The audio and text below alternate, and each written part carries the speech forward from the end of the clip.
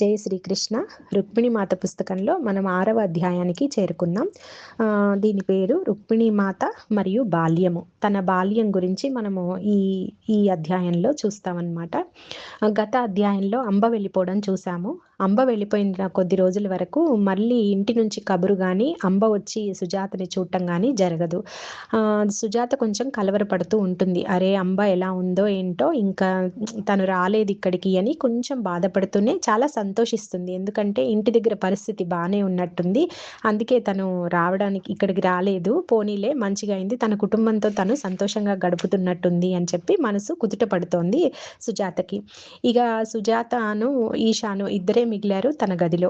ఈశానే ప్రపంచంగా, తనే లోకంగా, తను చేసే చిన్న చిన్న అల్లర్లు, చిన్న చిన్న పనులు అన్నిటికీ ముచ్చట పడుతూ ప్రతి దానిని తన భర్తతోటి రాత్రిపూట తను షేర్ చేసుకుంటూ ఉంటుంది. ఈ సంతోషాన్నంతా కూడా ఎక్కువ సమయం పూ తోటల్లోనూ, అంతకు ముందు తను ఉన్నా కూడా, అక్కడే ఆ గృహంలో ఉన్నా కూడా అవన్నీ తను గమనించలేదు. ఎంతసేపు ఆందోళనలో, కుంగుబాటులో చాలా రోజులు గడిచిపోయాయి. కాబట్టి తను ఇంత ఆనందంగా, ఇంత స్వేచ్ఛగా బయటకు వచ్చి వాటితోటి, ఆ పూదోటల్ని వాటితోటి గడపడం అన్నది చాలా తక్కువ. ఇప్పుడు ఈ తన బాబుతోటి మెల్లగా పూతోటల్లోకి వెళ్ళడము, ఎక్కువ ఉద్యానవనాల్లో గడపడము, చుట్టుపక్కల ఎన్ని కూరగాయలో రుక్మిణీమాత వేశారట, రకరకాల కూరగాయలు, రకరకాల పువ్వుల మొక్కలు.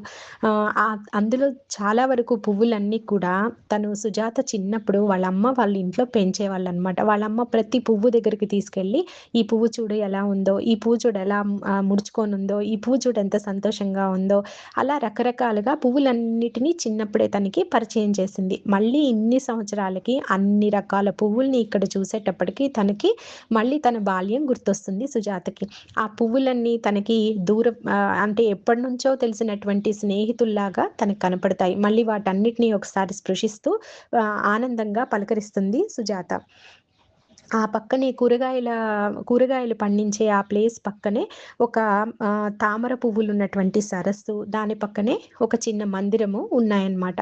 ఎక్కువ సమయము సుజాత, ఈశాను అక్కడే గడుపుతూ ఉంటారు. అంజలి చెప్తుందన్నమాట సుజాతకి, వచ్చి ఏమని అంటే, ప్రకృతి మనకి గొప్ప వైద్యుడు. ఎక్కువ సమయం మనము భూమాతతో కలిసి ఉండడం వలన మన భౌతిక దేహానికి, ఆధ్యాత్మికతకు, తర్వాత మన మనస్సుకు కూడా చికిత్స లభిస్తుంది. కాబట్టి ఎక్కువ సమయము ఇలా ప్రకృతిలో గడపమని తను చెప్తూ ఉంటుంది అంజలి. ఒకరోజు సుమతి, మనం చెప్పుకున్నాం కదా, అంజలి రుక్మిణీమాతకి సహాయం కోసం ఆధ్యాత్మికంగా కొంత సాధన, తర్వాత రకరకాల సహాయాలు ఉంటాయి కదా రుక్మిణీమాతకి. దానివల్ల ఆమె సర్వీస్లో అంజలి వెళ్ళిపోతుందన్నమాట. ఇక్కడ నుంచి ఈ భవంతిని చూసుకోవడానికి ఇప్పుడు సుమతి ఉంది కదా, ఆ సుమతి వస్తుందన్నమాట అక్కడికి, సుజాత దగ్గరికి.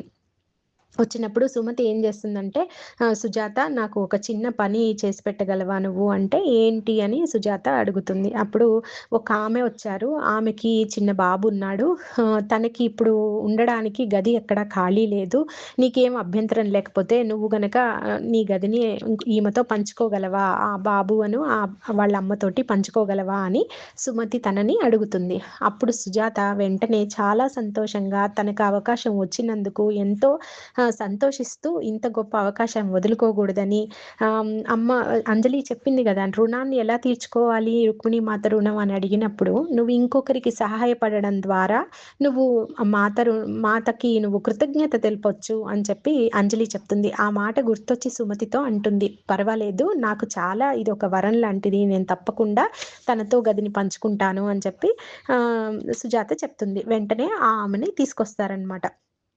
ఆ అమ్మాయి చాలా చిన్నగా, అంటే పొట్టిగా, కుంగిపోయి చాలా దీనంగా ఉంటుంది. ఆ అమ్మాయిని చూస్తూనే ఎన్నో కష్టాలు పడి వచ్చిన దానిలాగా తనకి తోస్తుంది సుజాతకి. సరే అని చెప్పి ఆ అమ్మాయిని తన గదిలోకి రమ్మంటుంది. వాళ్ళతో పాటు ఒక బాబు వస్తాడనమాట. ఈ వచ్చిన అమ్మాయి పేరు సుకన్య, ఆ బాబు పేరు అష్టావక్రుడు అనమాట. ఒక 5 ఏళ్లవాడు. ఈ మన ఈశాన్ అప్పుడు ఇంకా నెలల పిల్లవాడు కదా, చిన్నవాడు. ఈ అబ్బాయి ఏమో 6 సంవత్సరాల పిల్లాడనమాట. వీళ్ళిద్దరూ లోపలికి వస్తారు. వచ్చిన తర్వాత అప్పుడు చెప్తుందనమాట, ఆమెకి భర్త చనిపోయాడు, ఒక చిన్న బాబు ఉన్నాడు, నువ్వు ఇలాగా ఉంచు, నీ దగ్గర కొద్దిగా చూసుకుంటూ ఉండు అని చెప్పి సుమతి చెప్పి వెళ్ళిపోతుంది. అప్పుడు తనకు అనిపిస్తుంది, నేను నెమ్మదిగా నా యొక్క చిన్న ప్రపంచము, నేను ఒక గొంగళి పురుగు తన చుట్టూ అల్లుకుంటుంది గదా! మనం కకూన్ అంటాం. తన లోపలే తన చుట్టూ తాను అల్లుకున్న కవచం నుంచి మెల్లగా బయటకొచ్చి మిగతా వాళ్ళతో మాట్లాడటం, మిగతా వాళ్ళకి చిన్న చిన్న సహాయం చేయడము, ఇలా గదిని పంచుకోవడం వల్ల గూడా తన మనసులోని మాటలు మాట్లాడుకోవడానికి ఒక అవకాశంలాగా తనకి దొరుకుతుందనమాట. అలా బయటకొచ్చినట్టుగా తను ఫీల్ అవుతుంది. ఆహ్ ఆ చిన్న బాబు కూడా చాలా బాగా ఉంటాడు. బుద్ధిగా ఉంటాడనమాట వాడు. ఏం అల్లరి చేయకుండా హుందాగా ఉంటాడు. ముందు స్టార్టింగ్‌లో వాడు తొందరగా కలవలేదనమాట. ఒక వారం, 15 రోజులు అయిన తర్వాత మెల్లగా వాడొచ్చి ఈ బాబు దగ్గరికొచ్చి ఆడుకోవడం మొదలుపెడుతూ ఉంటాడు. వచ్చి చూస్తుంటాడనమాట. వీడింకా చిన్నవాడు గదా! వీడి దగ్గరకొచ్చి. ఒకరోజు వాడు అష్టావక్రుడు ఈశాన్ దగ్గరకొచ్చి అడుగుతాడు, వీళ్ళ నాన్న ఎక్కడికెళ్లారు అని. అప్పుడు సుజాత చెప్తుంది, వాళ్ళ నాన్న స్వర్గానికి వెళ్లారు అని చెప్పి సుజాత చెప్తుంది. ఓహో! మా నాన్నలాగానా అంటాడు వాడు. అంటే అయ్యో! అయితే వీడు కూడా బాధపడుతున్నాడా నాలాగనే అని చెప్పి ఆ అష్టావక్రుడు అడుగుతాడు. అప్పుడు ఆ బాబు చేతుల్ని తీసుకొని సుజాత దగ్గరికి తీసుకొని వాడి కళ్ళల్లోకి చూస్తూ, నువ్వింకా ఎంతో అదృష్టవంతుడివి తెలుసా? ఎందుకంటే నీకు నీ తండ్రి ఎవరో తెలుసు. నీ తండ్రిని చూసావు. నీ తండ్రితో మాట్లాడావు. నీ తండ్రితో ఆడుకున్నావు. కాబట్టి నీకు ఆ జ్ఞాపకాలన్నీ చాలా ఉన్నాయి. నువ్వు అదృష్టవంతుడివి. వీడికి వాళ్ళ నాన్నని వీడు పుట్టిన తర్వాత చూడలేదు అని చెప్పి అంటుందనమాట. అంటే, అయితే చాలా బాధ కదా! వాడికి చాలా బాధ ఉందా? అని చెప్పి ఆ బాబు అడుగుతాడు. అప్పుడు సుజాత అంటుంది, అవును వాడికి చాలా బాధ ఉంది.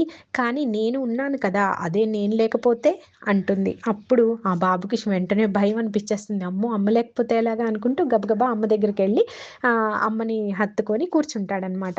అప్పుడు ఆ సుమ అక్కడ సుకన్య అని చెప్పుకున్నాం గదా! వీళ్ళ అమ్మ పేరు. తనలా పడుకొని ఉంటుందనమాట. తను ఈ ఈ సంభాషణ అంతా చూసి మెల్లగా నవ్వుతూ లేచింది. ఇలా లేచి ఆ బెడ్ మీద కూర్చొని అప్పుడు తను మాట్లాడుతుంది. ఏమైంది? వాళ్ళ నాన్నకి ఏం జరిగింది? అని అడుగుతుంది. సుకన్య సుజాతని. అప్పుడు సుజాత మరి చెప్పకూడదు అన్నది ఒక నియమం ఉంది గదా! అందులోనూ ఈమె కొత్త ఆమె. చెప్పొచ్చో లేదో మన మనసులో మాట. ఒకవేళ తను బయటికెళ్ళి అందరికీ చెప్పేస్తే మళ్ళీ మహేందర్‌కి తెలిసిపోతుంది గదా! నేనిక్కడున్నాను ఇయన్నీ. ఇదంతా ఎందుకు అని చెప్పి అవన్నీ తన యొక్క ఆ విషయాలన్నీ చెప్పుకోవడానికి అప్పుడే తనకింకా నమ్మకం కుదరక తను షేర్ చెయ్యదనమాట. చేయకుండా వాళ్ళ నాన్నని దొంగలు చంపేశారు అని చెప్పి చెప్తుంది. నువ్వేమనుకోకు అప్పుడు సుకన్య అంటుంది, "నువ్వలా నేను అడిగానని నువ్వు ఏమనుకోకు. నన్ను క్షమించు. నేను నీకు ఆ బాధని గుర్తు చేసినందుకు. ఎందుకడిగానంటే నువ్వు చాలా చిన్న పిల్లలా ఉన్నావు కదా! నా భర్త అంటే వయస్సు ఎక్కువై చనిపోయారు. ఆయన సహజ మరణమే పొందారు. నేను ఆయనకి రెండవ భార్యని. ఆ మొదటి భార్యకి ముగ్గురు ఆడపిల్లలు. ఆ తర్వాత ఆయన నన్ను చేసుకున్నారు. వాళ్ళందరూ వాళ్ళ కుటుంబం వాళ్ళు మమ్మల్ని బానే చూసారు ఆయనున్నంత వరకు. ఎప్పుడైతే ఆయనకి అనారోగ్యం మొదలైందో, ఆ తర్వాత ఆయన చనిపోవడం జరిగిన తర్వాత వాళ్ళు నా బాబుని లాక్కొని నన్ను బయటికి గెంటేశారు. కానీ రుక్మిణి మాత సహాయంతోటి వాళ్ళంతా బాబుని అట్లా విడదీయకూడదని చాలా పెద్ద మంత్రుల వరకు వెళ్ళింది ఈ విషయము. అప్పుడు మంత్రులు, కృష్ణుడు అందరూ కలిసి కూర్చొని వారంతా తండ్రి తండ్రి చనిపోయిన తర్వాత బాబు తల్లి దగ్గరే ఉండాలి. తల్లి నుంచి విడదీయడానికి వీలు పడదు అని చెప్పి వాళ్ళు తీర్పునిచ్చారు. ఆ విధంగా నేను నా బాబుని తీసుకొని ఇక్కడికి చేరుకున్నాను అని ఆ అమ్మాయి చెప్తుంది. ఇంకా ఏం చెప్పింది అంటే మొదటి భార్య కూడా చాలా పెద్దది. ఆవిడకి కూడా ఈయన ఎప్పుడైతే అనారోగ్యం పాలయ్యారో ఆమె కూడా అనారోగ్యం పాలైంది. వాళ్ళ ముగ్గురు ఆడపిల్లలకి పెళ్ళిళ్ళయిపోయి వాళ్ళందరూ అత్తవారిళ్ళకెళ్ళిపోయారు. కాబట్టి ఈయన చనిపోవడంతోటే తను కూడా సతీ సహగమనానికి రెడీ అయిపోయి తను కూడా వెళ్ళిపోయింది. నేనెంత చెప్పినా తను వినలేదు. నేను అలా చేయలేకపోయాను. ఎందుకంటే నాకు ఈ బాబున్నాడు కదా! నాకు బాధ్యత ఉంది. అది కాక నా భర్త నాకు చెప్పారు. ఆ బాబుని చాలా బాగా పెంచాలని చెప్పి మేమిద్దరం అనుకున్నాము. తను చాలా కలలు కన్నారు. ఆ బాబుని బాగా పెంచమని చెప్పారు నాకు. ఆయన ఉంటే ఎలా పెంచేవారో అలా నన్ను పెంచమన్నారు. కాబట్టి నేను ఆ బాధ్యత తీసుకొని నేను ఆ సతీ సహగమనాన్ని నేను వెళ్ళలేదు అని చెప్పి ఆ అమ్మాయి చెప్తుంది. తను గూడా సుజాత కంటే మరీ చిన్నదేం కాదు. కొంచెం పెద్దగా ఒక 5 ఏళ్ళు అట్లా పెద్దది ఉంటుందనమాట. అలా ఆ విధంగా తన యొక్క కథని ఆ అమ్మాయి చెప్తుంది. ఆహ్ ఇలా వాళ్ళిద్దరూ కలిసి కొంత స్నేహంగానే ఉంటారు. కాకపోతే అంబకి ఎంత చనువుగా ఉందో, అంత చనువుగా ఉండలేకపోతుంది సుకన్యతోటి. కానీ వాళ్ళ మధ్య బంధం బాగా మంచిగానే ఉంటదనమాట. మంచిగానే వాళ్ళన్నీ పంచుకుంటూ చక్కగా ఉంటారు. కొన్ని రోజుల తర్వాత అంజలి వస్తుంది చూడటానికి, సుకన్యని చూడటానికి. వచ్చి తన బాబుని పిలిచి చెప్తుంది, "మీకు మీ అన్నయ్య గారింటికి పంపించమని మాత ఆదేశం అందింది" అని చెప్తుంది. అట్లా చెప్పగానే సుకన్య చాలా ఆశ్చర్యపోతుంది, ఆనందపడిపోతుంది. నిజంగా ఒప్పుకున్నారా మా అన్నయ్య అని చెప్పి. అంటే ఒప్పుకున్నారు. మాత అన్ని రకాలుగా వాళ్ళతోటి చర్చలు జరిపారు. ఇంకా ఆయన నిన్ను తీసుకెళ్ళడానికి ఒప్పుకున్నారు అని చెప్పి. అప్పుడు వాళ్ళ అన్నతో వెళ్ళిపోవడానికి ఆమె సిద్ధపడుతుంది. వచ్చి సుజాతతో చెప్తుంది, "ఇలా మా అన్నయ్య నన్ను రమ్మన్నారంట. నేను, బాబు వెళ్ళిపోతున్నాము. మా మా సంరక్షణ బాధ్యత తను తీసుకుంటానని చెప్పారట. నిన్ను కూడా నీ అన్న వచ్చి తీసుకెళ్తారులే. నీకు అన్నయ్య ఉంటే నీకు కూడా తీసుకెళ్తారులే" అని చెప్పి తనంటుంది. అప్పుడు తను ఏదో ఆలోచిస్తూ నాకు అమ్మ, నాన్న లేరు. నాకు అన్నలు, సోదరులు ఎవరూ లేరు అని చెప్పి అలా అచేతనంగా అలా అనేస్తుందనమాట. అన్న తర్వాత వెంటనే మళ్ళీ ఒక్క సెకను స్పృహలోకొచ్చి, అవును నాకు అన్న ఉన్నాడు గదా! నాన్న కూడా ఉన్నాడు కదా! లేదని ఎందుకన్నాను నేను అనుకోని, సరే ఆ అమ్మాయి వెళ్ళిపోతుంది అక్కడి నుంచి. సుకన్య వెళ్ళిపోతుంది. తిను ఆలోచనలో పడుతుంది. అరే! నేనేంటి ఇలా అనేసాను. నాకు అభిషేక్ ఉన్నాడు కదా! ఎక్కడుండుంటాడిప్పుడు? నన్నొచ్చి చూడగలడా? కానీ మహేందర్ అందరికీ చెప్పేసాడు నేను చనిపోయానని. ఎలా వస్తాడు? అభిషేక్ కూడా అదే నమ్మేసి ఉంటాడు గదా! నన్ను తీసుకెళ్ళడానికి ఎలా వస్తాడని ఒక సెకను వాళ్ళ అన్న కోసం ఆలోచిస్తుందనమాట ఆ అమ్మాయి. అలా వెళ్తూ తను చెప్తుంది. సుకన్య వీడ్కోలు పలుకుతూ అంటుంది, "ఏమో నాకిక్కడ ఎంతో సంతోషంగా అనిపిచ్చింది. నేను చాలా బాధలోనే వచ్చాను. కానీ చాలా నేనిప్పుడు సంతోషంగా గుండె బరువు తగ్గినట్టుగా అలా వెళ్తున్నాను. ఇక్కడ ఏదో ఒక మ్యాజిక్ లాంటిది ఉంది. ఇక్కడ ఏదో అద్భుతం ఉంది" అని చెప్పి సుజాతతో అంటుంది. అప్పుడు సుజాత అంటుంది, "నేను బాధ నుంచి పూర్తిగా బయటపడ్డానని నేను చెప్పలేను గానీ, చాలా వరకు ఉపశమనం అయితే కలిగింది. ఇక్కడ అంజలి మాటలు, ఇక్కడ వాతావరణము, రుక్మిణీమాత చూపులు, రుక్మిణీమాత ఎంత దయతో మనలందరినీ చూసుకుంటారో, ఇవన్నీ నా మనసుకి చాలా స్వాంతన కలిగించాయి. నేను చాలా వరకు బయటపడగలుగుతున్నాను" అని సుజాత అంటుంది. అప్పుడు సుకన్య బయట ప్రపంచము, దాని భవిష్యత్తు ఎలా ఉందో నాకు తెలీదు. నేను ఆశగా బయటికి వెళ్తున్నానంతే. ఏం జరుగుతుందో ఏమిటో, ఆ తర్వాత భవిష్యత్తు ఎలా ఉంటుంది అన్న దగ్గరికెళ్ళిన తర్వాత ఇవన్నీ నేను ఆలోచించలేదు సుజాత. నేను వెళ్తున్న నమ్మకంతో అంతే అని చెప్పి నవ్వుతూ తను వెళ్ళిపోతుంది. మరలా ఖాళీ అవుతుంది. ఈషాను తనే ఉంటారు. మళ్ళీ సుజాతకి కొంత ఒంటరితనంలా అనిపిస్తుంది. పక్కన ఎవరైనా ఉంటే మాట్లాడుకోవడానికి బావుండు, విషయాలు మాట్లాడుకోవడానికి అని చెప్పి అనుకుంటుంది. అలా తనని తాను బిజీ చేసుకోవడానికి గదులన్నిటిని చూడడం, అక్కడున్న ఆడవాళ్ళకి ఏవైనా అవసరాలుంటే చూడడం, వాళ్ళ పిల్లలెలా ఉన్నారో, వాళ్ళ సంరక్షణ సరిగ్గా జరుగుతుందో లేదో అన్ని గదికి తిరుగుతూ వాళ్ళందరితో కలవడానికి ప్రయత్నం చేస్తూ ఉంటుందన్నమాట. ఒక రోజున అక్కడంతా హడావిడిగా, కోలాహలంగా భవంతి అంతా అలా ఉంటుందనమాట. అప్పుడు సుజాత వెళ్ళి సుమతిని అడుగుతుంది. "ఏంటి ఇవాళ అందరూ చాలా సంతోషంగాను, చాలా ఎదురు చూపులతో ఉన్నారు. ఏంటి?" అని చెప్పి తను అడుగుతుందనమాట. ఎందుకింత కుతూహలంగా, ఉత్సాహంగా ఉన్నారు అని. అప్పుడు సుమతి చెప్తుందనమాట. ఏంటంటే, "ఇవాళ మాత రాబోతున్నారు. ఇవాళ మనందరిని కూడా అక్కడ కలవమని చెప్పారు. అందరిని, మొత్తం మహిళలందరినీ కూడా వాళ్ళ మీటింగ్ లాగా అన్నమాట. ఎక్కడ ఆ తామర పువ్వులున్న సరస్సు పక్కనున్న మందిరం దగ్గర. అక్కడికి రమ్మన్నారు. మాత అక్కడికి రమ్మన్నారంటే అక్కడ చాలా కథలు చెప్తూ ఉంటారు మాకు. ఎప్పుడు అక్కడికి రమ్మన్నా అందరిని కూర్చోబెట్టి తన చిన్నప్పటి సంగతులో, కృష్ణుల వారి సంగతిలో ఇలా చాలా రకాల సంగతులు చెప్తారు కథల రూపంలో. అవి చాలా బాగుంటాయి వినడానికి. మనల్ని ఎక్కడికో తీసుకెళ్తాయి అని చెప్పి సుమతి చెప్తుంది. అప్పుడు మరి ఈ పిల్లలందరిని ఏం చేద్దాం? మన చిన్న పిల్లలున్నారు కదా! మరి వాళ్ళ సంగతి అంటుంది సుజాత. అంటే అయ్యో! మా అత్తకి చాలా ఇష్టం గదా పిల్లలంటే. ఆమె ఒక్కొక్కళ్ళని పేరు పెట్టి ఎలా ఉన్నారు? ఎలా ఉన్నారని ఆ బాబు పేరుతో సహా గుర్తుపెట్టుకొని మరీ అడుగుతుంది. మా అత్త గురించి తెలిసిందే గదా! పిల్లల్ని కూడా తీసుకువెళ్ళడమే అక్కడికి అని చెప్పి సుమతి చెప్తుంది. ఈ విధంగా వాళ్ళందరూ కలిసి ఆ లోటస్ పాండ్, ఆ తామర పువ్వులున్నటువంటి సరస్సు పక్కన వాళ్ళు కూర్చుంటారనమాట. అందరూ వచ్చి చేరతారక్కడికి. తను కూడా వెళ్ళి ఎనక అందరూ కూర్చున్న దగ్గర కాకుండా కొంచెం వెనక్కి కూర్చుంటుందనమాట. ఎవరు? సుజాత. సుజాత అందరిని చూస్తూ ఉంటుంది. వాళ్ళందరూ మాతని చూస్తూ ఉంటారు. తను కూడా మాతని చూస్తూ ఉంటుంది. మాత వచ్చి తన ప్లేస్‌లో కూర్చొని ఉంటారు. సుజాత మాతనే చూస్తూ ఒక్క క్షణం అలా అవాక్కయినట్టుగా చూస్తూ ఉంటుంది.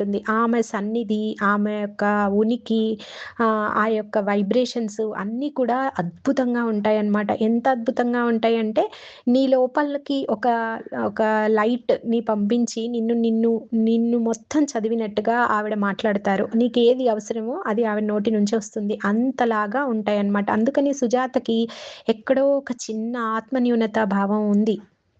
అంబ, తర్వాత అంజలి వాళ్ళందరూ ఉన్న పద్ధతికి, సుజాత ఉన్న పద్ధతికి కొంచెం తనకే నేను వాళ్ళతో లాగా లేను. వాళ్ళు కంప్లీట్‌గా పరిపూర్ణమైన విశ్వాసంతో, పరిపూర్ణమైన శరణాగతితో ఉండబట్టి, ఆ యొక్క రుక్మిణీమాత సన్నిధిని, ఆమె ఉనికిని, ఆ యొక్క శక్తిలో వాళ్ళు కంప్లీట్‌గా మునిగిపోయి, వాళ్ళని వాళ్ళు మర్చిపోయి, ఆ యొక్క ఎనర్జీలో ఉండిపోతారనమాట. అంబ గాని, అంజలి గాని ఎవరైనా సరే అక్కడ ఎవరైతే అంతలా విశ్వసిస్తారో వాళ్ళు. అది ప్రతి ఒక్కరికి ఆ అనుభూతి అన్నది ప్రతి ఒక్కరికి ప్రత్యేకమైన అనుభూతి. అది వర్ణించలేని అనుభూతి అన్నమాట. వర్ణనకు అందని అనుభూతి. అయితే తనకి తెలుస్తోంది. తను పూర్తిగా ఆ అనుభూతిని పొందలేకపోతుంది. అట్లని అనుభూతి అందట్లేదని కాదు. తనకి ఏదో అడ్డొస్తోందన్నమాట. ఇలా తన లోపల ఆలోచనలతోటి తను సతమతమవుతూ ఉంటుంది. తను అనుకుంటుంది నేను చేసుకున్న వివాహము, రహస్య వివాహము అది అంగీకారం కాదు అందరికీ సమాజానికి. కానీ నేను తప్పు చేశానా? నేనలా పెళ్లి చేసుకోకుండా ఉండాల్సిందా? అదొక తప్పు చేశాననే భావన ఉంది తనలో. తర్వాత తన తండ్రి మహేదర్‌కి మాట ఇచ్చాడు. తను ఆ మాటని బ్రేక్ చేసింది గదా! అట్లా నాన్నకి నేను తప్పు చేశాను. నాన్న పట్ల నేను తప్పుగా నడుచుకున్నాను. తర్వాత సమాజం పట్ల తప్పుగా నడుచుకున్నాను. ఇలా తనకి ఒక ఆత్మన్యూనతా భావన ఉందన్నమాట. కానీ ఇవన్నీ మాతకి చెప్పకపోయినా మాతకి తెలుసనే అది ఆ విషయం తనకి తెలుసు సుజాతకి. అందుకని మాత ఎదురుగా రావడానికి ఈ భావనలు తనకి అడ్డేస్తాయన్నమాట. దానివల్ల తను కంప్లీట్‌గా అక్కడ పరిపూర్ణంగా ఆ సన్నిధిని అనుభూతించలేదు. ఎక్కడో చిన్న అడ్డు తనకి ఉంది. ఈ భావనల వల్లనే ఎక్కువగా ముందుకెళ్ళి కూర్చోలేదనమాట. అప్పుడు మాతనే చూసి సుజాతని కావాలని ముందుకు పిలిచి, "ఈశానేడి? ఎలా ఉన్నాడు?" అని చెప్పి అడిగి మరి వాడిని చూడడం అది జరుగుతుంది. ఇలా ఎప్పటికప్పుడు ఈ భావనలు ఎప్పుడూ ఉంటాయి తనకి. మాతను చూసినప్పుడల్లా తనకి ఒక రకమైన లోపాల నుంచి బెరుకు ఉంటుందనమాట. దీనివల్లనే అమ్మ పట్ల క్రోధం, అమ్మ పట్ల కోపం ఉండింది గదా! చాలా సంవత్సరాలు తను దాచుకుంది. తన లోపలి పొరల్లో, ఆత్మ పొరల లోపల అలాంటి చాలా రకాల భావనలు తనలో ఉన్నాయి. మరి అటుపక్క ఉన్నదేమో ఎక్కువ శక్తివంతమైన సన్నిధి గదా! మరి ఆ శక్తివంతమైన సన్నిధిలో మనకే తెలియకుండా మన లోపలి భావనలన్నీ అలా సర్ఫేస్ మీదకి వచ్చి మనల్ని ఇబ్బంది పెడతాయన్నమాట. అప్పుడు మనం చేయాల్సిందేంటంటే సరెండర్ అవ్వడమే. ఆ యొక్క శక్తికి మనం సరెండర్ అవ్వాలి. ఒక తల్లికి బిడ్డ లోపాలు తెలవడం వలన బిడ్డకే మంచిది గదా! అది. అమ్మ సరిచేస్తుంది దాన్ని. ఆ యొక్క మనకి జ్ఞానం మనకి రావాలన్నమాట. ఆ క్షణంలో తనకు అలా లేదు. తను ఇంకా కొంచెం ఆత్మన్యూనతతోటి ఉంది. తనకి తెలుసు అన్నీ ఆ రుక్మిణీ మాతకి తెలుసన్న విషయం. కానీ ఆ తెలుసు అన్న విషయం తెలిస్తేనే తనకి భయంగా ఉందన్నమాట రావడానికి. కానీ రుక్మిణీ మాత అలా కాదు. ఆమె తను ఒక విషయము తను చెప్పుకుంటుంది మా మనసుకి ఏమని అంటే, "నా ముందు వివాహము రుక్మిణి, కృష్ణుడు ముందు జరిగింది. అది ఆమోదయోగ్యమైనదే" అని అన్నారు రుక్మిణీ మాత. కానీ వెనకేమైనా అనుకోనుంటారా? అని ఇలా ఆలోచిస్తుందన్నమాట. ఇలా మామూలు వాళ్ళు ఆలోచించినట్టుగా ఆలోచిస్తుంది. మళ్ళీ తనకి తెలుసు ఆవిడ చాలా శక్తివంతురాలు. మనం చెప్పకపోయినా అన్నీ కనుక్కుంటుంది. ఆవిడ అందరిని దయగా చూస్తుంది. ఇవన్నీ తెలిసినా ఇలాంటి ఆలోచనలు వస్తాయి. అది సహజం. ఇవన్నీ కూడా చూడండి. అంత గొప్ప రుక్మిణీమాత ప్రెజెన్స్‌లో ఇలాంటి ఆలోచన కూడా తను చేస్తుంది. నెమ్మదిగా వీటన్నిటి నుంచి బయటపడుతుంది. సరే అయితే రుక్మిణి మాత ఆ విషయాలన్నీ ఆమెకు తెలుసు కదా! కావాలని ఎప్పుడొచ్చినా తన ఎనక ఉన్న తనని పిలిచి మరి ఇప్పుడు మన క్లాస్‌లో గనక టీచర్ ఎనక కూర్చున్న పిల్లాడిని పిలిచి క్వెషన్స్ అడుగుతారు గదా! అలాగా ఎనక కూర్చున్న సుజాతని పిలిచి మరి ఆమె యొక్క కుశలం అడుగుతుందనమాట. ఎలా ఉన్నావు? ఏంటి? బాబెలా? ఇలా ఆమె రుక్మిణి మాత చేస్తారు. చేసిన తర్వాత ఓహో! బాబు నడుస్తున్నాడే అంటుంది రుక్మిణి మాత చాలా సంతోషంగా చూస్తూ వాడిని. ఆ తర్వాత అంజలి అడుగుతారనమాట. ఏమని అంటే, "అమ్మ మీ చిన్నప్పుడు ఇవి చెప్పండి, స్టోరీస్ చెప్పండి. విదర్భలో ఉన్నప్పుడు మీ బాల్యం ఎలా ఉండేదో చెప్పండి" అంటుంది. అప్పుడు రుక్మిణీమాత నవ్వుతూ, "ఇక్కడ ద్వారకలో అందరికీ కృష్ణుడి యొక్క బాల్యం తెలుసు కదా!" ఆహ్, అన్ అని అంటారనమాట. అంటే కానీ మాకు మీ బాల్యం తెలియదు కదా! అందుకని మీ బాల్య విశేషాలు మాకు చెప్పండి అని చెప్పి మళ్ళీ వాళ్ళు అడుగుతారనమాట. ఆ తర్వాత ఇంకా ఇలా అడిగిన తర్వాత మాత అలా చూస్తూ ఆలోచన చేస్తుంది చెప్తాను అన్నట్టుగా. ఇంతలోకి అక్కడ ఉన్న మహిళలు కొంతమంది అడుగుతారు, "అమ్మ నీ పెళ్లి రోజున ఎలా జరిగింది? కృష్ణుడితోటి నీ వివాహం ఎలా జరిగిందమ్మా? ఆ విషయాల గురించి కొంచెం మీరు చెప్పండి. మీరు వేరే వివాహం నుంచి తప్పించుకొని కృష్ణుడిని చేసుకున్నారు గదా! ఆ సంగతులు చెప్పండి" అని చెప్పి చెప్తుందనమాట. అప్పుడు ఆ మాత అంటారు, "నా పెళ్లి రోజున సరే. నేను నా పెళ్లి రోజున కృష్ణుడిని కలవలేదు. ఆయన నాకు చాలా రోజుల ముందే తెలుసు. దానికి సంబంధించిన స్టోరీ నేను చెప్పేసినట్టున్నాను" అని చెప్పి ఆవిడ అంటుంది. అప్పుడు అక్కడ వాళ్ళంటారు, "అమ్మ ఇక్కడ చాలా మంది కొత్త వాళ్ళున్నారు. మేమెవరం వినలేదు. కాబట్టి చెప్పండి" అని చెప్పి వాళ్ళు అంజలితో పాటు అడిగిస్తారనమాట. అప్పుడు తను చెప్పడం మొదలుపెడుతుంది. రుక్మిణి మాత చెప్పడం మొదలుపెడుతూ అంటారు, "చూడండి ఈ కథలన్నీ నేను మీకు చెప్తున్నాను. కానీ ఈ కథలన్నీ ఈ భవంతి లోపలే ఇక్కడే ఈ పరిసరాల్లోనే ఉండాలి. బయటికి మీరు చెప్పొద్దు సుమా" అని చెప్పి నవ్వుతారనమాట. ఎందుకంటే నేను అందరి దృష్టిలో కృష్ణుడి భార్యగానే ఉండాలనుకుంటున్నాను. ఒక అల్లరి పిల్లలాగా అట్లా వద్దు. నేను కృష్ణుడి భార్య రుక్మిణి మాత లాగానే ఉండాలని కోరుకుంటాను అని చెప్పి మాత అంటూ తను స్టార్ట్ చేస్తారనమాట తన కథ చెప్పడం. నేను విదర్భలో ఉన్నాను కదా! నా చిన్నప్పుడు. మా యొక్క విదర్భలోనే నాకు మేము ఉన్నది ఒక భవనానికి చుట్టూ కూడా ఒక పెద్ద గార్డెన్ ఉండేది. దాని చుట్టూ ఒక గోడ, దానికి ఒక పెద్ద గేటు అట్లా ఉండేది. అక్కడ ఒక మరాఠీ అతను దానికి రాజభటుడు ఉండేవాడనమాట. అస్సలు వెళ్ళనిచ్చేవాడు గాదు బయటికి. దానికొక పెద్ద తాళం వేసేసి ఉంచేవారు ఎప్పుడు.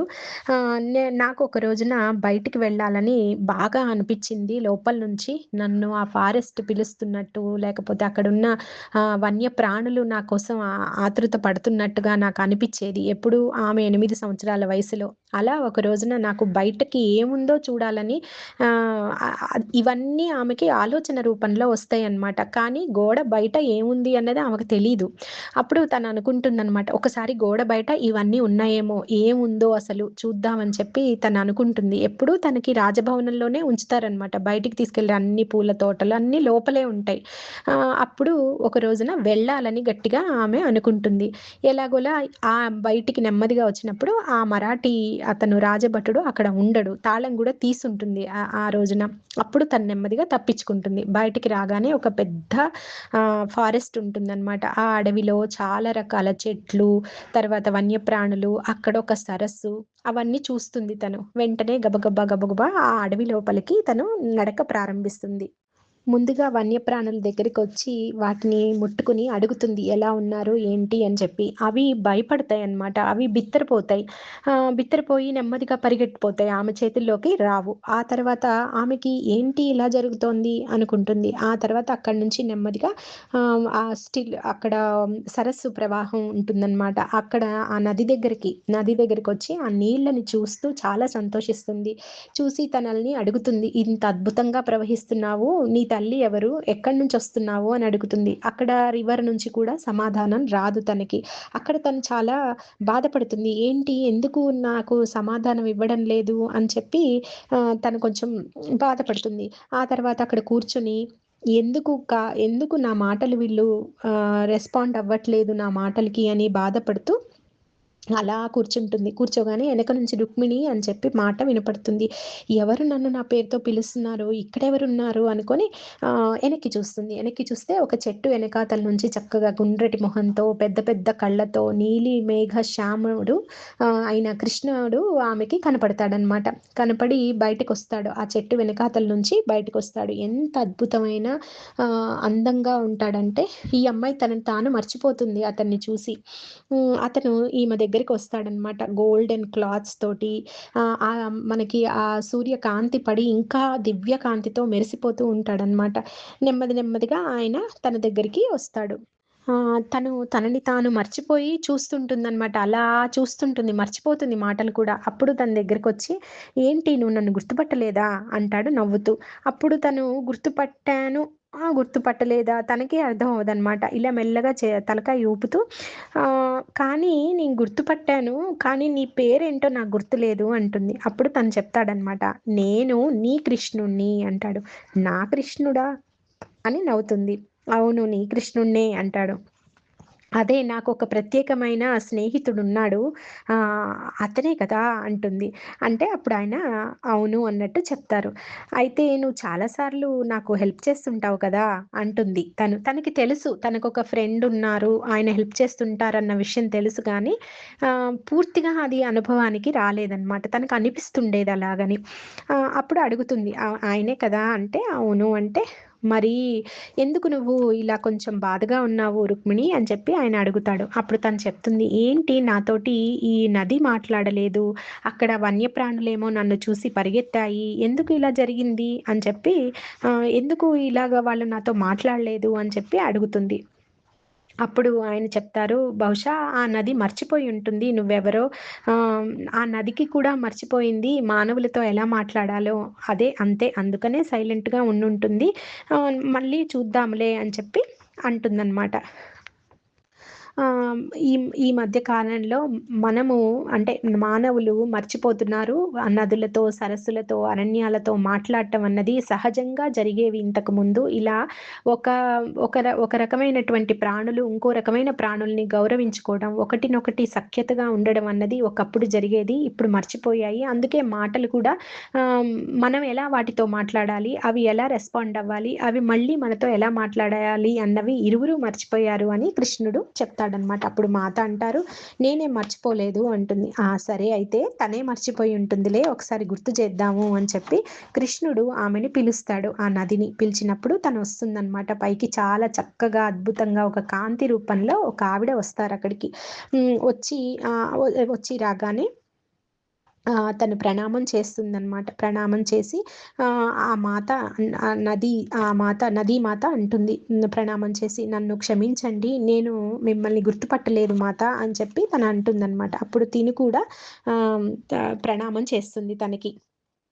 "ఏం లేదు. నేనెందుకు నిన్ను పిలిచాను అంటే, నా యొక్క కృతజ్ఞత చెప్పడానికి. ఇంత చక్కగా నువ్వు అరణ్యం ఎంత బావుందో, ఇన్ని రకాల చెట్లకి, ఇన్ని రకాల వన్యప్రాణులకి నువ్వు దాహం తీరుస్తున్నావు. వాటి పోషణ చూసుకుంటున్నావు కదా! అందుకు వాటి తరపున నేను కృతజ్ఞత చెప్దామని నిన్ను పిలిచాను" అని చెప్పి మాత అని, "మరి నువ్వెక్కడి నుంచొస్తున్నావు? ఎవరు నీ తల్లి?" అని చెప్పి అడుగుతుంది. అప్పుడు ఆమె చెప్తుంది నదీమాత, "నేను గోదావరి దేవి మా అమ్మ. తన యొక్క డాటర్‌ని నేను. తన యొక్క కూతురిని నేను. నేను త్రయంబకేశ్వరం నుంచి వస్తున్నాను" అని చెప్పి తను చెప్తుందనమాట. చెప్పేసి ఇంక అక్కడి నుంచి నమస్కారం చెప్పి తను సెలవు తీసుకుంటుంది. మళ్ళీ తను ఆ చిన్ని రుక్మిణీ మాత మళ్ళీ ఆలోచనలో పడతారనమాట. అప్పుడు మళ్ళీ కృష్ణుడు అడుగుతారు, "ఎందుకు మళ్ళీ ఆలోచన చేస్తున్నావు?" అంటే "మరి కృష్ణ నువ్వు పిలిచినప్పుడేమో నది తల్లి వచ్చింది. నేను పిలిచినప్పుడు రాలేదు. ఎందుకలా జరిగింది?" అని చెప్పి తను అడుగుతారనమాట. అప్పుడు కృష్ణుడు చెప్తారు, "నువ్వు ఇంకా చిన్నదానివి. నీ యొక్క జ్ఞానం అనే ఆ యొక్క జ్ఞాపకాలని నువ్వు దాన్ని మేల్కొల్పుకోవాలి. ఇంకా అది జరగలేదు కాబట్టి నీకు ఆ జ్ఞానం అంతా అలా నిద్రాణంగా ఉంది. దాన్ని నువ్వు మేల్కొల్పినప్పుడు నీకు అన్ని విషయాలు బోధపడతాయి" అని చెప్పి కృష్ణుడు చెప్తారనమాట. అప్పుడు నా జ్ఞానం అనే జ్ఞాపకాలా? ఎక్కడా? అని చెప్పి తను ఒక్కసారి ఆలోచనలో పడుతుందనమాట.